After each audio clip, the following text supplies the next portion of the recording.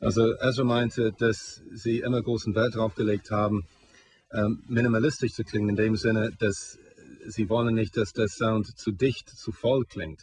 Also jedes Instrument soll wirklich deutlich zur Geltung kommen und nicht irgendwie so das Oberwasser bekommen, dass die anderen Instrumente, die anderen Arrangements verdrängt werden. Und er meinte dadurch, ja, sie haben so einen sauberen Sound angestrebt und auch ganz gut hinbekommen. Und er meinte, dass das irgendwie von großer Bedeutung für die Band ist, dass die Instrumentierung wirklich sehr deutlich ist und dass die Instrumente sehr deutlich voneinander zu trennen sind. Und das ist ein Grund, warum die Band vielleicht irgendwie so, was ich sagte, so entspannt und auf irgendeine Weise unkompliziert klingt.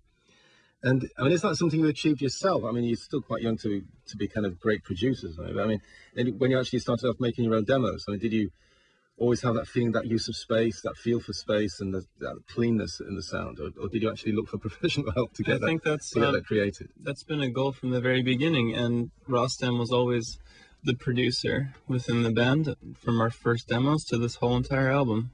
Okay, and he's just quite a clever man, obviously. He's very clever. Yeah. Okay.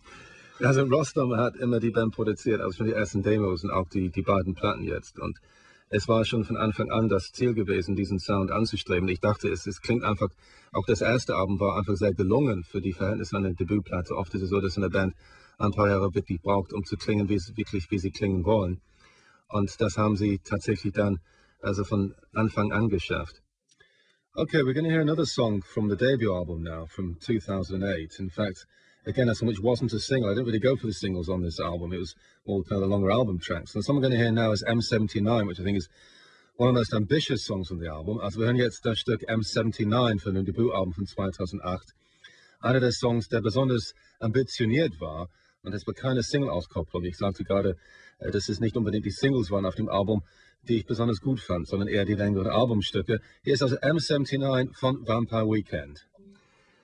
Are there any other bands in New York that actually, I mean, you say you're not part of a New York tradition, but nonetheless, I mean, are there any other bands in New York where you feel an affinity for them? Or do you think that, in a sense, they're in some way trying to achieve the same thing you're trying to achieve in terms of cultural merit and importance?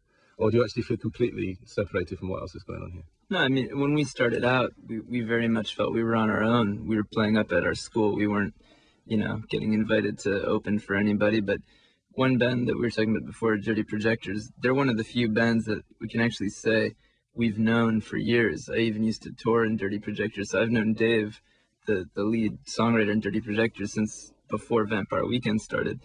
And you actually played for them? Yeah, I was a touring musician. I played saxophone and keyboard in Dirty Projectors. I'm not surprised you felt an affinity for them then. Yeah, so so in that sense, because sometimes you meet other musicians just at a show or at a festival, but that's somebody I can truly call a friend, someone we've known for a long time. And even though I think our music is very different, he's also somebody that I feel like he's the kind of person that I have like extremely long conversations about music with, and he's somebody who I think ultimately also has a very broad taste in music and equally respects, very obscure, weird experimental music, but also has a very sincere love of pop music too. And in that sense, I feel like we're exactly the same. As Dirty Projectors in that sense? Yeah. Ja, okay. Also Ezra meinte, dass es gibt eigentlich nur eine New Yorker Band, mit der wirklich sehr extrem so das Gefühl hat, so eine Art so Verbundenheit zu haben. Und zwar Dirty Projectors. Das liegt auch zum Teil auch daran, dass er als Musiker bei der Band tatsächlich mitgewirkt hat auf Tour. Er hat Saxophon und Keyboards gespielt für Dirty Projectors. Und er hat schon viel Respekt für diese Band. Und er sagt, dass diese New Yorker Band letztendlich dieselben Ziele teilen wie Vampire Weekend, obwohl sie musikalisch komplett anders klingen. Es ist dennoch so eine vergleichbare kulturelle Offenheit. Und so einfach so der bewusste Versuch, den Horizont von Musik irgendwie zu erweitern. And do you think do you actually feel confident about keeping up the momentum in terms of innovation, in terms of pushing the music forward? And is that, I mean, obviously you're still very young at the moment now, could you imagine maybe getting to a point where you think, okay, we've done enough now in terms of innovation, so we're just going to celebrate our own tradition now and just tread water for the rest of our lives? And it often happens, doesn't it? Yeah. As from the age 28 onwards. Yeah. Hopefully we don't get complacent. I know right now I still want to learn so much. I still want to learn new instruments. So yeah, I think hopefully, hopefully that fire never burns out. Okay. I don't think anyone ever wants to be completely complacent in rehashing what they did in the past. And the songwriting always needs to come first. As much as we value innovation and feel like that's a hugely important thing, innovation without, good songs is essentially meaningless. If you have a cool idea for how the drums should sound or a production idea, that's great and that's an important part of a band. But if you don't have a song to stick it into, then all you have is an idea. And so you have to transform it into a song that people can, listen to and enjoy. So, I'm more concerned that we always continue to dedicate ourselves to the craft of songwriting. Okay. Also Chris meinte erstmal, dass sich nicht vorstellen kann, dass irgendwann so träge wird, dass sich nicht mehr dafür interessiert, sich weiterzuentwickeln. Meinte, möchte unbedingt neue Instrumente lernen. Also Innovation ist für ihn sehr wichtig. Und hofft, dass nicht eines Tages einfach nur bereit ist, einfach nur alte Hits zu spielen und sich also kreativ überhaupt nicht mehr zu entwickeln. Und Ezra hat es auch bestätigt, dass Innovation ein sehr wichtiger Bestandteil ihrer Musik ist. Allerdings hat auch hinzugefügt, dass Songwriting ist auch sehr wichtig. Und meinte, es nützt gar nichts, wenn man ganz viele innovative Ideen hat, was die Arrangements betrifft, wenn das Songwriting tatsächlich nicht niveauvoll genug ist. Und meinte, das ist eher seine Sorge. Meinte, dass, also ob man diesen Schwung so beibehalten kann, dass die Songs, die sie schreiben, qualitativ wirklich gut genug sind über viele Jahre. Also das ist so seine Hauptsorge Nummer 1.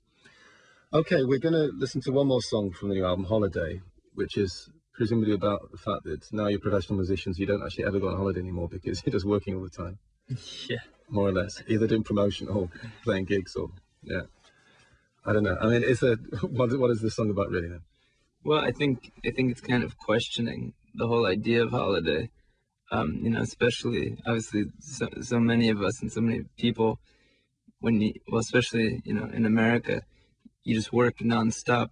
You get maybe, a week or two off of the year, and then you're expected to go do something as a way of relaxing. And it kind of, and obviously it's nice to go somewhere warm and get away from the stress of work, but it also kind of makes you question what you're doing for the rest of the year. And it kind of makes you wonder if a week by the beach is actually healing your brain if it's actually giving it what it needs.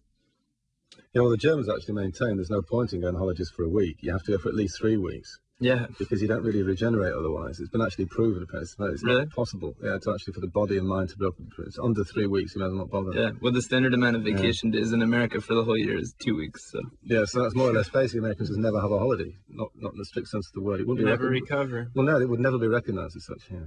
But anyway, okay. You're just going down a black hole. Also dieses Stück, das wir jetzt hören, Holiday, also das stellt überhaupt das Konzept von Urlaub in Frage. Meinte, dass in Amerika ist es der Fall, dass man sehr wenig Urlaub hat, also höchstens eigentlich 2 Wochen im Jahr. Und da fährt man irgendwo hin, also wo die Sonne scheint und man soll sich dann ausruhen. Aber das Problem dabei ist, dass wenn man diese eine Woche am Strand verbringt, dass es nicht wirklich viel bringt an Erholung. Und man stellt vielleicht sein ganzes Leben in Frage. Also was macht man mit dem Rest seines Lebens? Also ist es wirklich richtig, wie man sein Leben verbringt? Und ja, ich meinte eben, dass die Deutschen eigentlich sowieso mindestens 6 Wochen Urlaub haben, weil sie behaupten, dass weniger als 3 Wochen auf einmal bringt nichts. Okay, well, thanks very much for coming down to talk to me. I appreciate that. Yeah, thanks for having us. And well, I wish you all the best with the new album. And thanks. Thank you. It's sounding good, and I'm sure we're all going to really love it. And you're going to be playing, no doubt, in Hamburg very soon. Yeah, hopefully February or March. Okay, well, look forward to seeing you then. Okay, meine Studiogäste waren Ezra und Chris, also von Vampire Weekend. Hier ist jetzt das Stück Holiday von dem Album Contra. Holiday von Vampire Weekend, und das war das Vampire Weekend Special. Und das war der Nachtclub mit Paul Baskerville. Ich wünsche euch eine gute Nacht. Zum Schluss jetzt White Sky von Vampire Weekend. Tschüss. NDR Info Nachrichten.